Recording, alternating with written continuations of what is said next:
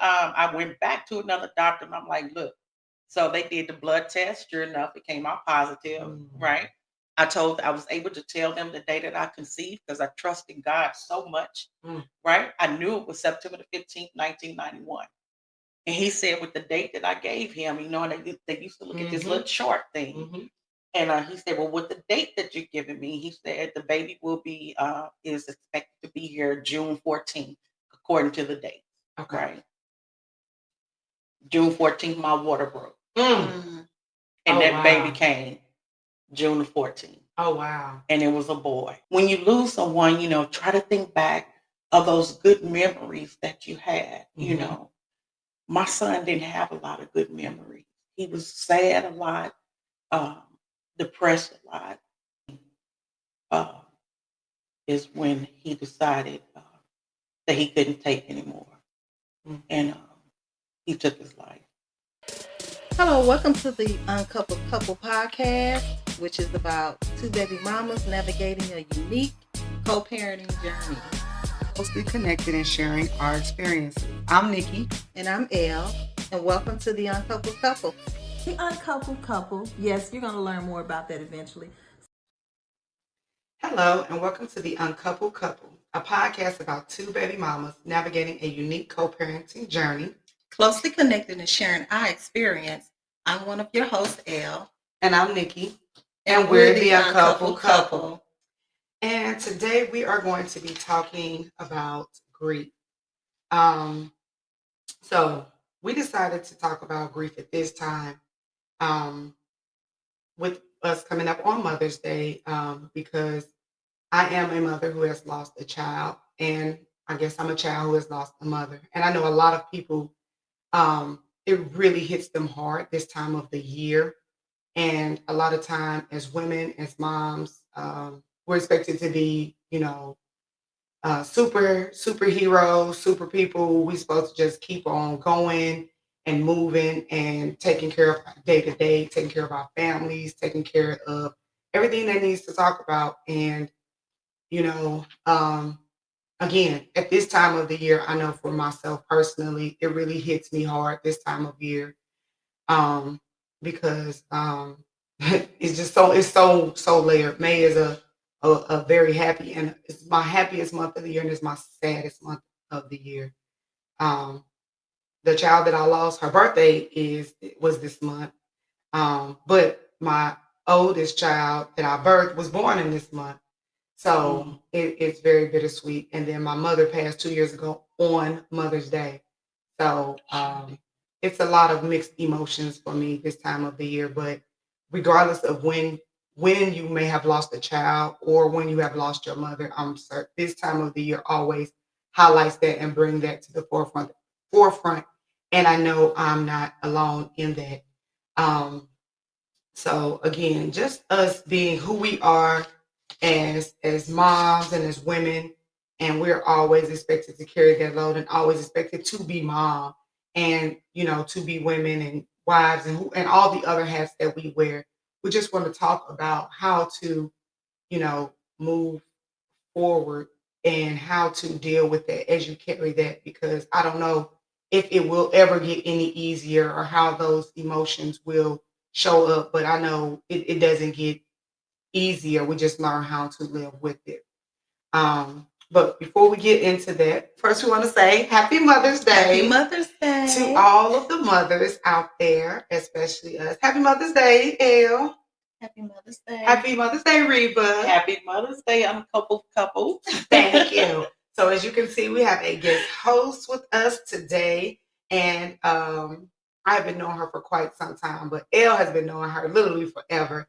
Yes. They are wonderful friends, but as we told you, we will have guests on here and not just, people, right, not just us, but we told you we were going to bring you professionals and people that really have some insight, because like we said, by no means are we any professionals. We're just talking about how we have dealt and navigated this space for the last almost 20 years, man. It's crazy, right? Yeah. But we do have some professionals that will also, you'll hear their voices and get their input and things like that. So I'm going to turn it over to Elle to introduce our guest host today, Reba. So today we have Reba Rice-Portwood. I met Reba. We worked at Head Start. Yeah. We had to be in 91, something like that. 90, 91. Yes, we were youngins a long time ago.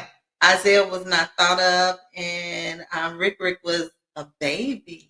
Yes. So Reba not only is my friend, not only is she's going to bring her professional experience dealing with grief, she's going to bring a personal experience also. Reba has her master's in education. She's been in this field for about 15 years in different facets. Right now, she is the suicide preventionist at UMSL University. She's an advocate of suicide prevention. She is a national speaker on suicide prevention, giving, again, her professional stance on it and a personal stance. She holds her OMHP, which is her Qualified Mental Health Professional Certificate. She's a licensed professional counselor. She's a certified grief Christian counselor. Her nonprofit is At Last LLC. Linda showed her today, which she can talk more about. She's been seen on NPR, the Post-Dispatch, Deluxe Magazine, and I'm sure she left something out. I think there's something else, seriously. So others also. She travels the nation talking about suicide prevention. So I want to present my friend and my counselor, off the record, Reba Rice-Portwood. So welcome, Reba. Oh my God, thank you. I didn't know who you were talking about at first. Humble too, as we see. Very humble. Thank you.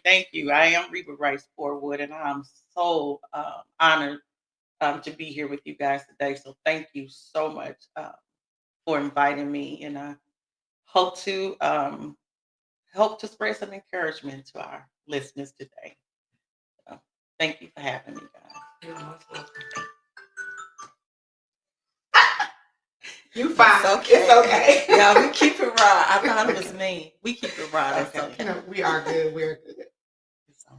It's good. You before you got started and everything, so we good to go. Okay. Yeah. Okay. So Reba, do me a favor. We talk about grief. Define grief.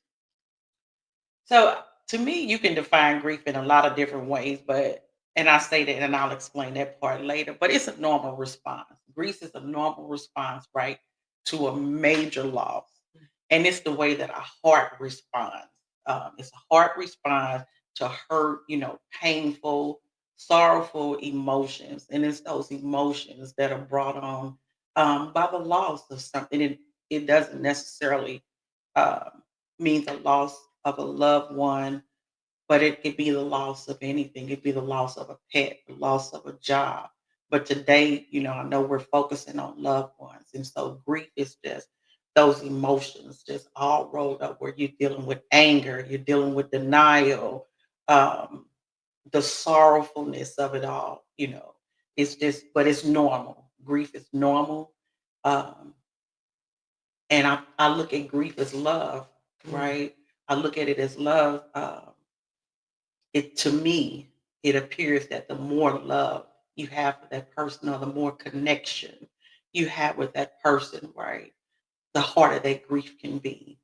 But it's normal. It's normal, but it becomes unnormal when you don't deal with that grief after a while. I love that you said that it's normal, because so many times we hear, oh, you need to get over it, or you need to move on, and things like that. And I am a big proponent in everybody should be allowed to grieve how they grieve and feel what they feel. Yeah. Because, some people just in life are not as close to some family members as others. Right. Case in point, my sisters and I are extremely close, but I know people that don't talk to their siblings. Absolutely. So, things of that nature. So if you're not as, like you said, the more love you have, the more grief that you will feel for that person, or, whatever that thing may be, whether, like you said, it's a pet or another loved one. But I don't think that anybody should have a license to tell anybody how to grieve. Exactly. But we do know that we do have to, as the living, we do have to keep moving on So we do have to learn how to deal with that grief. So now just tell us a little bit about your personal experience with grief and your story. Yeah. So my personal experience, I had a beautiful, beautiful son, big old brown eyes. Ricky was 6'2". Favorite color was blue. And to say that Ricky meant the world to me is not a strong enough depiction of how he was. I was a young lady who came up being I was sexually abused, and so when that happened, it changed everything in my little mind. And so my self-esteem was like shot, right? Like I thought nobody in this world would ever want to be with me. Nobody in this world would pay me any attention. You know, it was just a hurtful time coming up. And so as I was growing up, that low self-esteem was growing up with me. And so when I started getting old enough to date, I never felt like anybody would love me, you know, like I needed to be loved, like how anybody want to be loved, respected, and cared about. I always felt like I had to do something extra to get love, right? And so I had got engaged once and I called that engagement off. And when I got engaged again, in my mind, I'm like, I know this is not the person for me to marry. Like both of us are broken. I knew I had enough sense to know that, right? But in my mind, I'm thinking, who am I to keep turning down engagements? Like, you know, so I married this broken person, knowing that this marriage was not going to last. But my granny used to always say, you're going to be the one that have a baby out of wedlock, you know? And so in my mind, I'm like, I can't make that mistake, right? And I don't condemn anybody. I think babies are gifts, you know what I'm saying? So I got married, married the guy, and I knew that the marriage wasn't going to last, but I needed something, right? And at first, I never wanted any kids because I've always felt like, I don't know why, I had this weird feeling that I would have a child and my child would die. I don't know where that came from. And then I kept saying, no, I want a baby. And it'll be just me and my baby against the world, right? And so we started doing things to try to conceive. And I never forget September the 15th, 1991. After we were together as husband and wife or what have you, I went into the kitchen and I remember laying my hand over my womb and I prayed and I said, Father, please let this conception take place. You know, I need this. And I prayed from my heart. I promised y'all 2 weeks later, I'm walking in the house from work. This man in there cooking some onion rings and chicken wings. I'll never forget it. I walked in the door. I had to walk right back out, sick. Went to the doctor, and they was like, "No, you're not pregnant." You know, I'm like, "Yes, I am. I know I'm pregnant, right? I know my body. I can't stand the smell of food that I love. Yanni can tell you, I can eat chicken wings 7 days a week. Okay, so I thought it was the onion rings because I had that issue, and I love onions, but I'm with you. And fried food, you know, and so. And so I went back to another doctor and I'm like, look, so they did the blood test. Sure enough, it came out positive, right? I was able to tell them the day that I conceived because I trusted God so much, right? I knew it was September the 15th, 1991. And he said with the date that I gave him, you know, and they used to look at this little chart thing.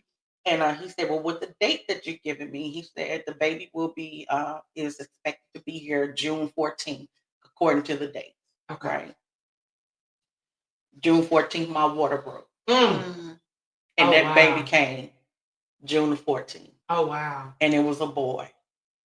And I remember when they laid him in my arms and I started singing, You Are My Sunshine to him. And oh my God, he was just, oh God, he was the cutest baby I had ever, you know, he was mine, you know. That's what we all think about exactly. Our kids, you know. And so he was cute. Yeah. And so and handsome when he grew up. Yeah. And so that was it. I had my baby, and I finally knew what love felt like. I loved him so much. And then 11 months later, my husband and I decided to get a divorce. We split up, and my mom helped me raise my son from that point on. Um, and he was a quiet kid, and he went through a lot. Like, sometimes people tell you, well, when you lose someone, try to think back of those good memories that you had. My son didn't have a lot of good memories. He was sad a lot, um, depressed a lot. And it wasn't later. Matter of fact, it wasn't until the year that he passed away that I found out that he had been molested. Right. So those are the demons that he was dealing with. He was dealing with depression, and I'm trying to talk to people, and I'm like, look, I'm in this field. I know what I see. I'm seeing patterns of schizophrenia. My sister's name was like, no, maybe somebody is watching him or looking at him. And I'm like, no, they're not. You know what I'm saying? Like, I know my child. And so I guess when he was about 14 was the first time that he talked about taking his life. And I took it dead seriously. I didn't play with that. I started trying to get him in counseling, trying to get, people, men in my family, to be a part of his life. And it wasn't connecting. It wasn't clicking. Like, nobody was seeing how important this thing was. And he moved out. Um, he was 22 because he hadn't moved out long. No, he was 21 when he moved out, getting ready to turn 22. Him and the baby's mother, uh, his fiance, they moved in together. And I had surgery on my foot. And my birthday is August the 28th, but he called me on August the 26th. And we were on the phone talking. And he was. And what year was this? 2014. Okay. Yeah. And he was contemplating suicide that night. And I had a boot on my foot. So I couldn't really get up and walk around, and get to him, So I'm on the phone for 3-4 hours pleading with him, let me call the police. And he was like, if you do, I'm going to do everything right now, Mama. So, of course, I couldn't call, what I'm saying. And you said this was 2014. He had a fiance, and now he's a dad? Yes. Okay. And so he didn't, do anything that night, but September came. And September the 17th, 2014, is when he decided that he couldn't take anymore. And he took his life. And so shortly after that, I contemplated taking my own life. I was not planning. I didn't know how to stay. But my mother was here, and dementia was setting in. And so I was afraid to leave her, but also afraid to live, if that makes sense. Absolutely. The pain was extraordinary, and I had never known that type of pain before in my life. And Ricky passed on a Wednesday. On that Sunday of that same week, which was the 20th or the 21st, something like that, but his fiance walked to the gas station, bought a little cheap pregnancy test from there. Of course, I didn't know that that's what she was doing. And because she was staying so sick, I thought it was from the shock of everything that she had been dealing with, because when he passed away, it happened right in front of her. He took his life in front of her. So I'm thinking about her health. I'm like, this got to be shock, you know what I'm saying, and all of this stuff. So I didn't know she went and got a pregnancy test. She walked off, came back home, went upstairs to my son's bedroom. About a half an hour later, she come running downstairs, screaming and crying, and I'm about to lose it because I'm like, oh my God, what's going on now? And she's like, come and see, come and see. So she pulls me, drags me upstairs, and there it is, pregnancy test. That was positive. Mm. My son had no idea that he had a baby on the way. And at that moment, I was in complete joy. It was as if nothing had ever happened except for the fact that I just found out that I was going to be a grandmother. But on the flip side of that coin, as it started settling in, I wasn't for sure anymore if this was a gift, and my questions changed from why did you allow this to happen to me to now, why are you blessing me with a grandchild? You know what I'm saying? Like, I couldn't make it make sense. Yeah. And so that's it. I have my grandson. He's 10. The whole time she was pregnant, they kept telling us we were having a girl. And Yanni can attest to the fact that baby shower, oh my God, like everywhere. And what was her name? Who we thought was her? Raina Renee. Oh, that's pretty. Yeah, Raina. Raina Renee actually was gonna have like 3 names. I think it was Raina Renee Ricky Portwood. That was gonna be her name. And so it was like a miniature size Family Dollar up in there because that's about how big the place was, and it was clothes everywhere. And that birth had touched so many people's lives. It was a miracle. It was a true miracle. And I believe God that it was a miracle, but the death of him was outweighing the happiness that I could feel, And I went into deep depression and I isolated myself. And so I can speak to those people more from experience of that isolation better than I can speak to them clinically, but I can bring both of them together and let them know that, that isolation is not good if you're planning on surviving. Mm. Yeah, that's a lot. And now, over a decade later, how does it still impact you? That was your child, that was your heart, that was your everything. Obviously it's gotten better over the years, but how does it still impact you now, even almost 11 years later? Yeah. It still impacts me. So I have this, I love to have a clean house, right? Mm-hmm. I love my house to be clean. Like, it just feels good to come home to a clean house. But the clutter, like, I got stuff. My house is neat, but I just have stuff. Mm. And it's like, I'm afraid to throw anything away. I'm afraid to throw his stuff away. I have mama's stuff, that's the trauma behind it. Mm. The trauma of being afraid to let go. And even with that, I have all these ideals that I know God has called me to do. And they're good ideals. I mean, ideals that would make such changes in other people's lives. Mm. And I can't seem to move. Mm. I write it down, and I'm praying. And then when it's time to execute, I stop and I get overwhelmed. Mm. And I feel that depression trying to sneak back in. But now, and I'm saying like maybe a month ago, like I'm really beginning to wake up.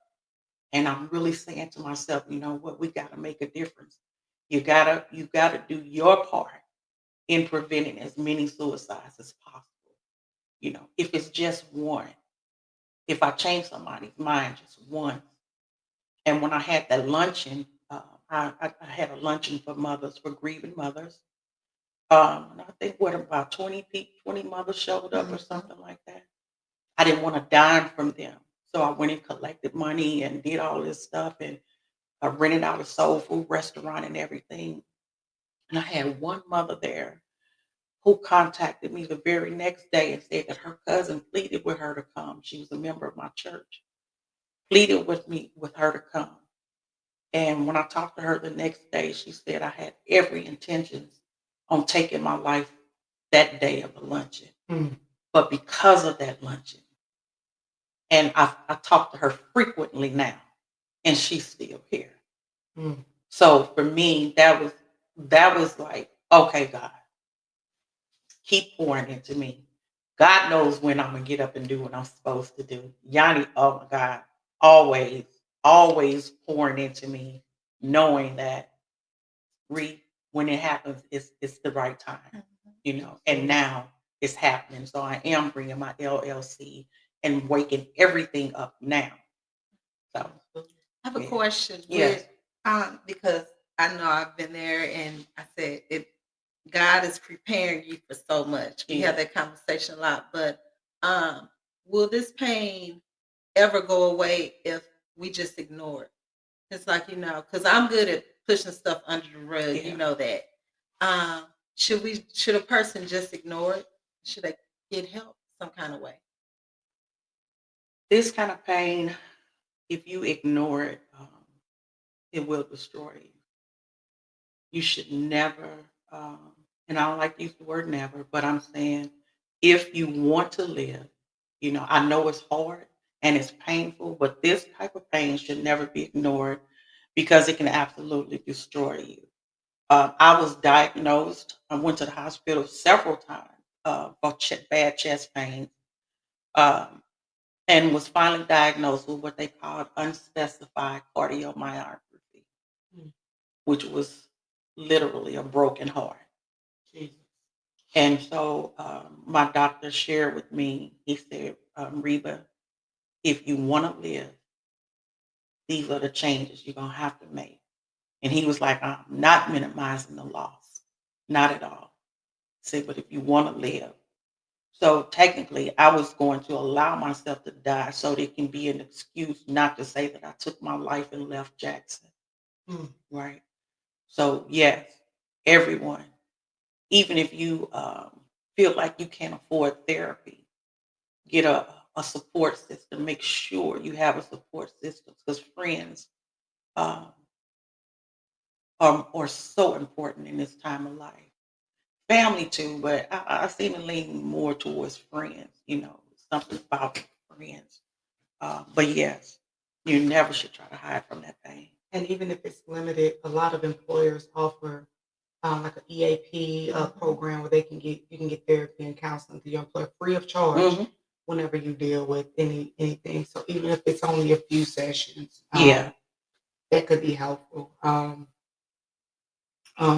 Unfortunate similar story in August of 2022. I lost a child to suicide as well. It was one of the hardest things I've ever went through in my life. It still doesn't feel real. Time went so slow during that period. And in the manner in which she committed suicide, she was on life support for a month. And going to see her in the hospital bed, just laying there, and children's, and her siblings going to see her, and just everything, It's just an experience that I just wouldn't wish on anybody.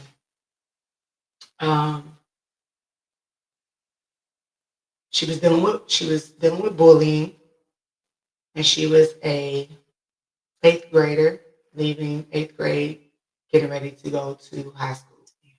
And we know just in general that going to high school, it's a lot for most kids. That's a big step for them. And she didn't want to go to school to be around those same girls that had already been bullying her, had fought her.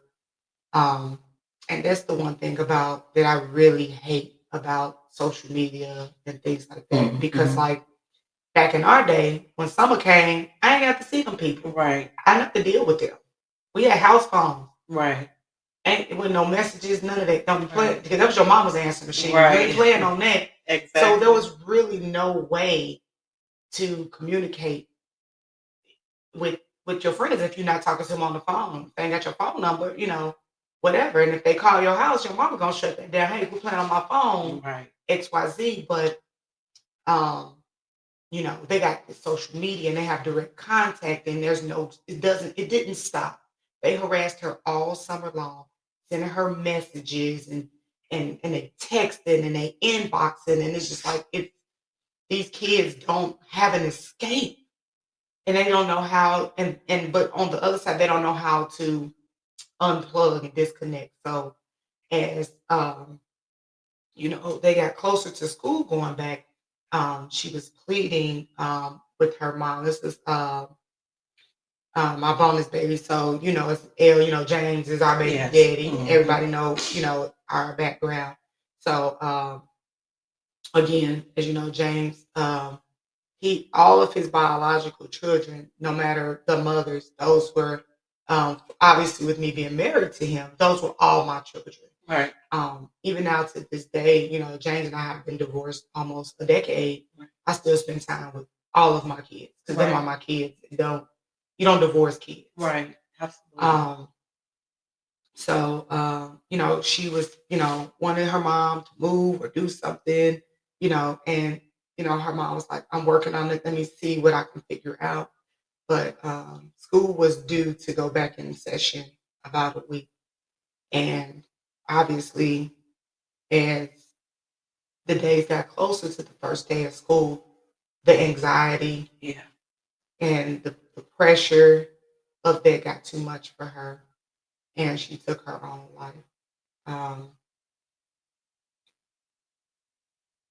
It has been a lot for me because I'm not the mother of one.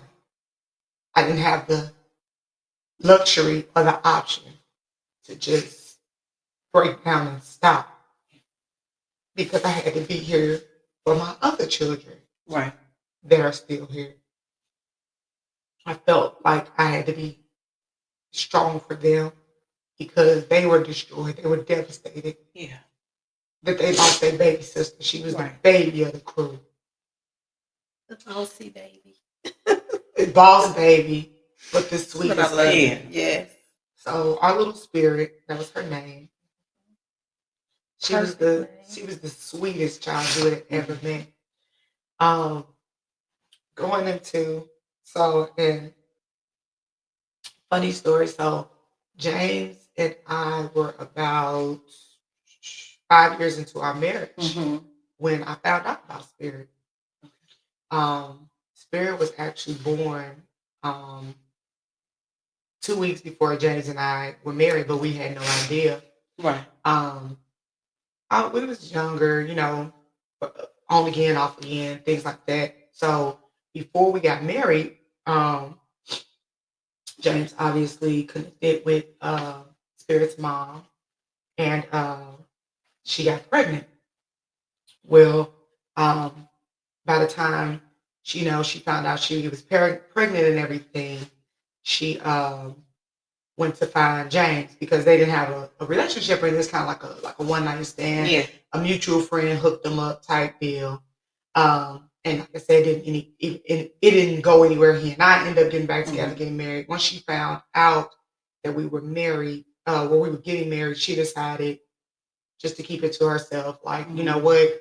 Me and him weren't together or anything like that. I'm not trying to blow this dude's life up. I'm going to just go on about my business. Spirit's mother, biological mother name is Mary. And Spirit was Mary's only child. So she was like, this is my little blessing. I got her. We're going to do our thing over here. And I'm going to let that man go on about his life. But we all know that kids, everybody else got a mom and daddy. Spirit began to ask Mary about her dad. She's like, where's my dad? Who is my dad? I want to meet my dad, so on and so forth. So she ended up finding James on Facebook and reaching out to him and was like, hey, I'm really sorry. I ain't trying to blow up your life. I had no intentions on ever reaching out to you, but Spirit has consistently been asking me about my dad. And you're the only person I was with at the time. So, you have this little baby girl. Her name is Spirit. So James came to me and was like, hey, here's the situation. Of course, I was furious and I had every intention on not accepting or loving this child. I know it sounds mean. No, I get it. But I'm human, and those were my emotions. Those were my feelings. Because it's 5 years later, and she was born May 2nd, and we were married May 17th of the same year. Okay. So I'm like 9 months before May. Was we already engaged? I'm trying to think back. You're right. Yeah, I know our stuff was up and down, but I can't really pinpoint if we was broke up or not at the time. We probably on some snake stuff. Right, but I can't be too mad. It's like almost 6 years later, and I'm here. We married, this and that. But again, I'm like, we already got 5 kids, this and that, blah, blah, blah. I'm like, man, this is nonsense. So I'm steaming, man. And I'm like, I've had a similar situation. Well, my sister had a similar situation, actually. Her husband had a child outside their marriage. Okay. And my sister, just being who we are, how we were raised, she brought this child into their lives. My nieces and my nephew fell in love with her. That was their baby sister. Down the line, flip, come to find out the child was not my brother-in-law's child. Wow. And the actual dad was like, I want to be in my child's life. So, my nieces, they all little kids, and they fell in love with this child. Yeah. And now she's not her sister anymore, right, and things of that nature. So I knew that I didn't want to put my kids through anything like that. So the only thing I said, well, before she comes around, I want to have a DNA test. Right. So James had the DNA test, and indeed, Spirit was ours. Yeah. She met her siblings first. Okay. And they were like ecstatic. Kendall was over the moon because she was the only girl in the crew before Spirit. Yeah. So she was like, yes, a sister. And they're 3 years apart. So great age. Right. Still on kids stuff, playing with dolls and stuff. All of those things. So they loved her immediately. When I first met Spirit, again, I had no intention. I was like, I'm not even going to be about this. But Spirit, her energy was pure love. Her mother gave her the perfect name. She was one of the happiest, most cheerful children you would have ever met. When she came right to me. Like the kids had already talked to her. So I was Mama Nikki at the door. Mm-hmm. And she was like, hi, Mama Nikki. And she, her little smile, and she ran and she hugged me. Oh. And she melted my heart right there. It was literally like love at first sight. And that was my little baby. Yeah. I had the same experience when I met her. She said, you Mama Yanni? And she gave me her desperate. Those were her first words. And I said, oh my gosh, she was just like his mama and his aunt. She had them haze eyes, as they call them. She, the Dickerson woman, looked just like her aunt and her grandmother. And the spirit of her grandmother. Yeah. Of Mama Dickerson. Yeah, absolutely. So I think I'm getting stuck a little bit here. Technical difficulty. So, yeah. So, loved her. Her siblings loved her. And, these are just the things that we go through in life that, life happens, right? Yeah. To all of us. Absolutely. But I know me, I am a person that with grief, I busy myself. Yeah. because I don't have to face the pain. So yeah, I do. Fortunately, I had other kids to occupy me. And kind of going back to your story, I feel like God gave you Jackson. Yeah. To help to save you. You're right. He did. Because I know it's days that you like, this little boy, he need me. Yeah, absolutely. And then other days she's like, come get your nephew. Oh, let's be clear, we all need breaks. Right. It's part of all of our mental health. But, you know, purpose gives us a reason to live. Yeah. And, all my kids, I know that they need me. And at that time I wasn't married, but I had a fiance. We had been engaged just a month when we lost Spirit. But yeah, just life and purpose and those reasons give us those reasons. But on the flip side, it does give us an escape and excuse not to address our grief. Yeah. Because everybody, gotta work to live, because you gotta pay your bills and food and all of those things. And the job gives you 3 days. They say, hey, wrap it up. Right. You gotta go ahead on, right, kiss them goodbye, bury them, do what you need to do, and you need to come on back, and it's business as usual. Right. And all of those things give us reason not to address our grief. And sometimes we push it down. So my next question to you, is there a right or wrong way to grieve? No, I don't believe that there's a right or wrong way to grieve. But what I do believe, again, like when you were saying that you just make yourself real busy, I think that can mess up sometimes the flow of grief, for lack of a better word. It's good. I mean, be busy, right? Be busy doing the things, taking care of your purpose, taking care of your family. I was fortunate enough to be off of work for 6 months. But being busy is good.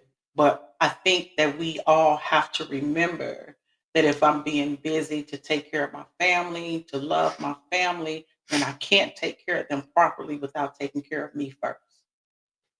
Yes. So my grief is kind of layered. Yeah. Because when I did lose Spirit, but I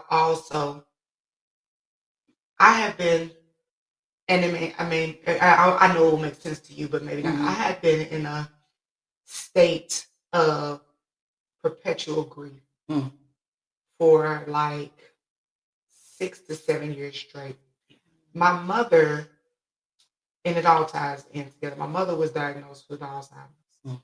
And as her, and if anybody has dealt with someone with Alzheimer's, you have to lose a person slowly over a course of years. Anticipatory grief. And just being suspended in grief all those years as I had to not only watch my mother deteriorate in front of my eyes, but when my mother told me she didn't have any children, that broke me. Yeah. And because my mama, I wasn't her child. Yeah. What do you do with that?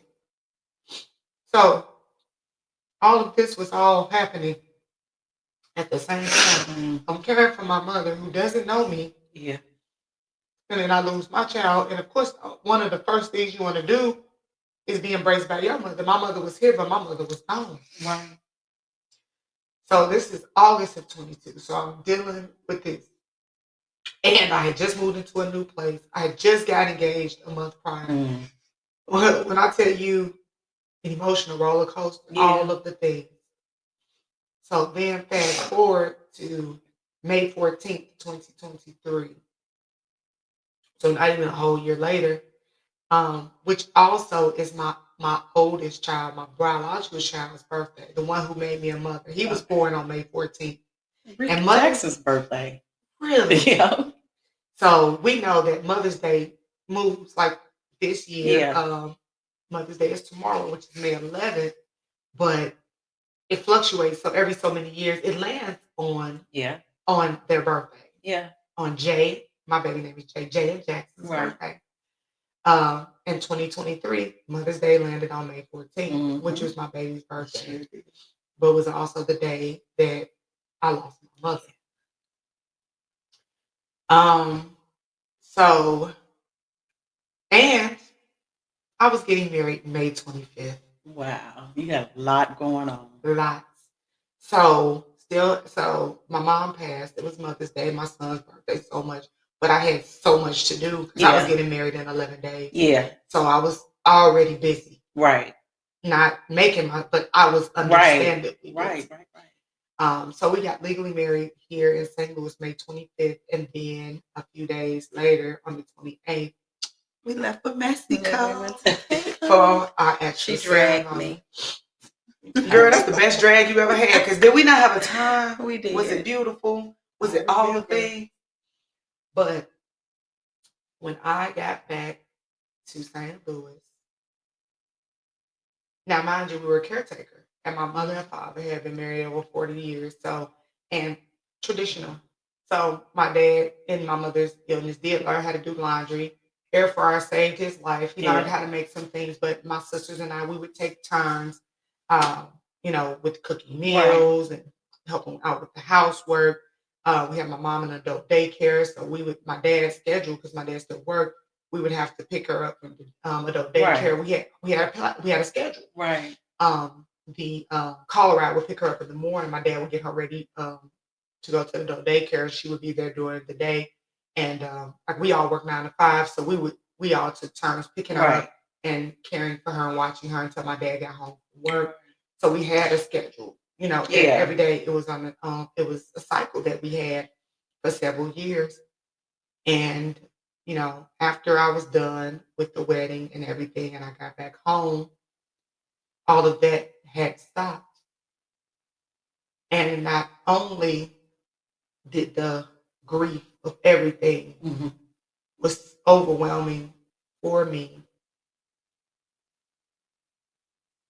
I felt like part of my purpose was missing. Yeah. I've never shared this with anybody. My drinking. I started drinking a lot. Me too. To suppress the pain of the grief. I still deal with it. Like it's sporadic, but it's times now that my husband has to address with me, like, hey, you need to watch your drinking. You're doing a little too much, because I've never drank like that. Yeah.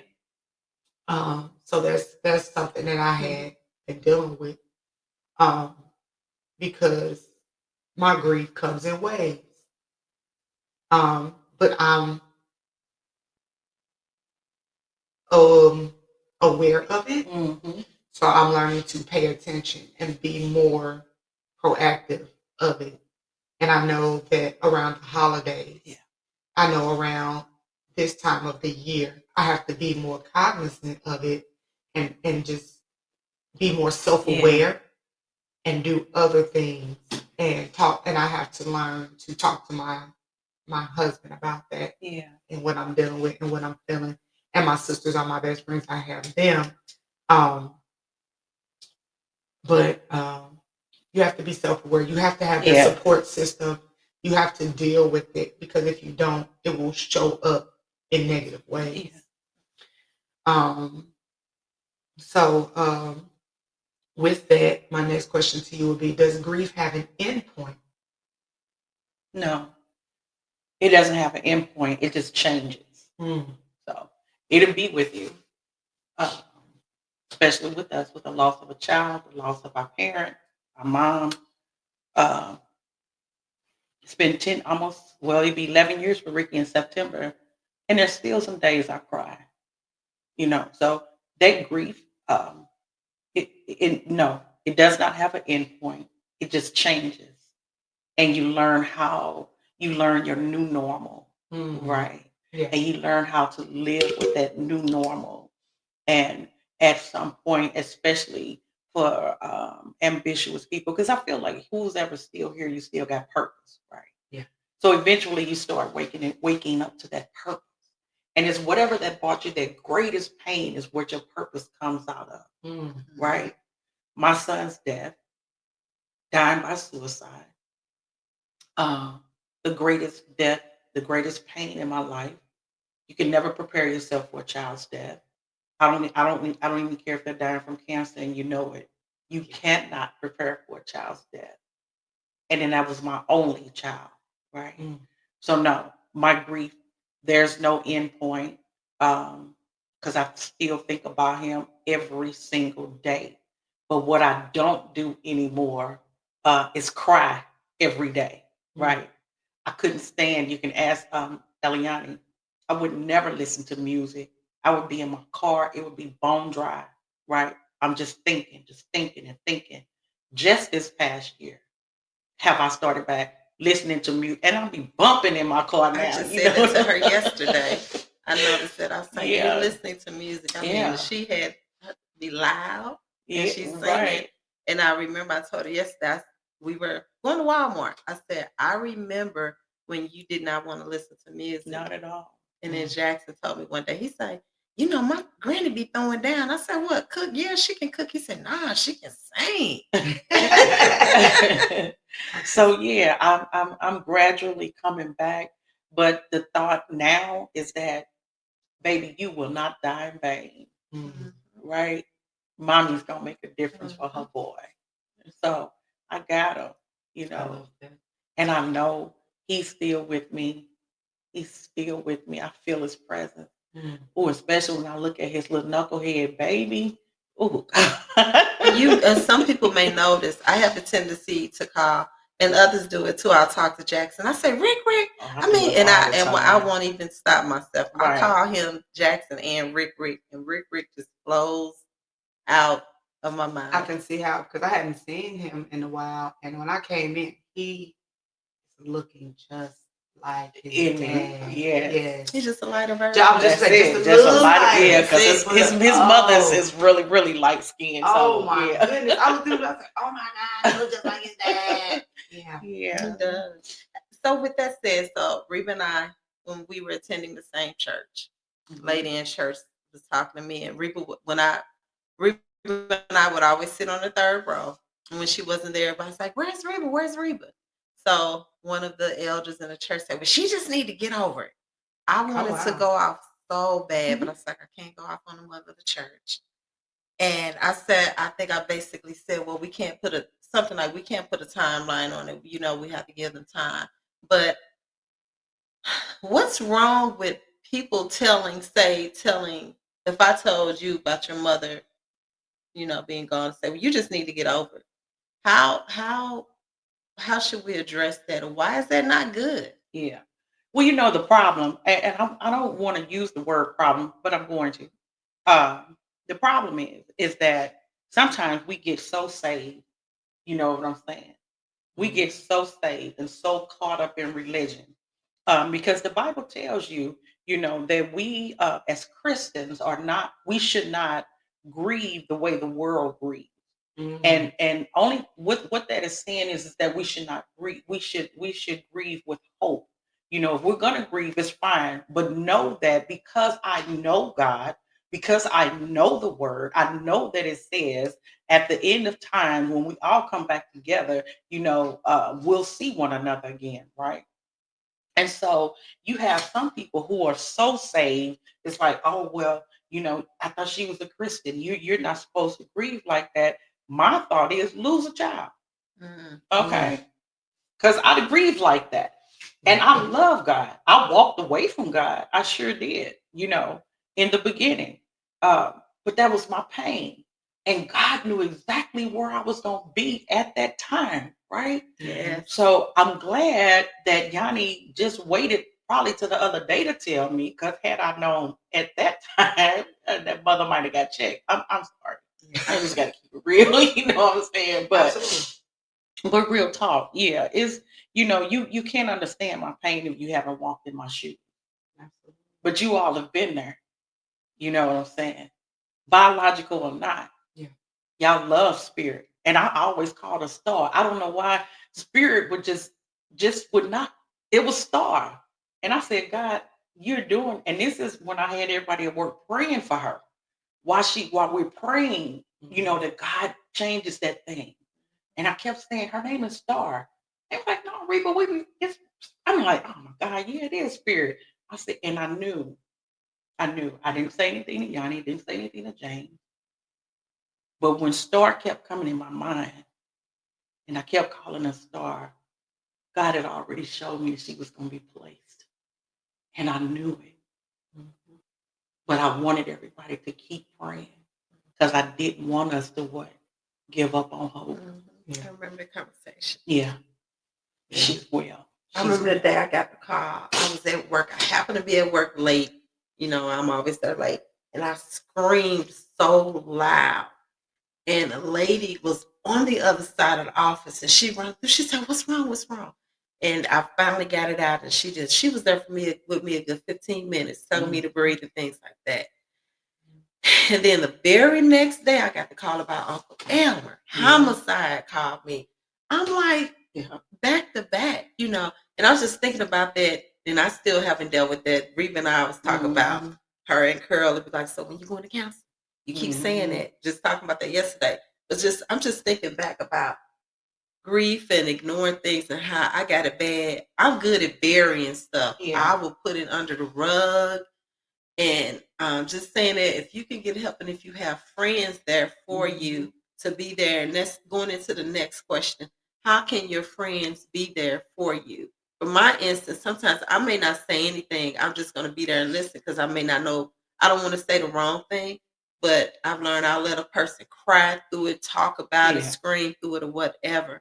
What do you suggest if you a friend that has someone in that situation, how to help them? I remember the first night Keisha went back to work because I had moved her in with me immediately, the baby's mama. I remember the first night she went back to work, and I realized while I was dropping her off at work, I was like, this is going to be my very first time being in this house by myself. Since my son has passed, since I had to put mama in that nursing facility and Keisha going to work. So I called Yanni and I think it was about 11 o'clock because I want to say Keisha had to be at work at 11. So I probably dropped her off like about 10:45. And I called Yanni on my way home. And I was like, I'm kind of scared. I've never, this is my first night. And Yanni had to be at work the next day. But as my sister, as my friend, she sat on the phone with me until I was comfortable. And so, as a friend, if you can be that friend that's just listen. You don't have to offer no advice. You don't have to let the person that's grieving lead the way, right? Mm-hmm. I can tell you better what I need than you trying to offer me advice as to what you think I need, right? Mm-hmm. And I told Yanni that night, I was like, I just need you to be on the phone with me. And she stayed on the phone with me until I was comfortable enough. I was probably drunk, getting drunk, on my way to being drunk, right? Mm-hmm. But until I could fall asleep. And it's 10 years, 6 months later. And whenever I still feel that need to cry, I know that I can call Yanni. And I know that it's no judgment. I know that even if she's in the middle of something, if it's something that she can absolutely stop doing, I know that she will. And she's been that person for me for like 100 years now. So ain't that right. Almost. But that's it. Just let me lead, let that grieving person lead the way as to what they get the cues from them and keep the advice unless they ask. So It's pretty much the last question. Mm-hmm. Do you feel that therapy is necessary? And if so, why is it important when dealing with grief? Yeah, I feel therapy is very necessary. So Ricky passed in that September, right, of 2014. And it was a few days later when I found out that my grandson was coming.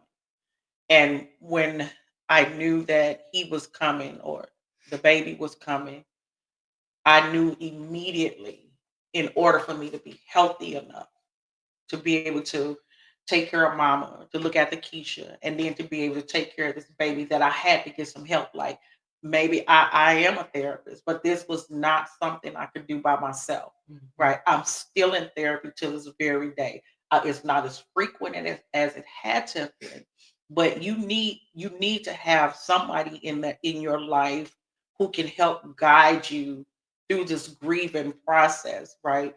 Because a lot of times we don't, people seem to think that grief is linear, but it's not. It's not just something that comes from denial to anger to frustration.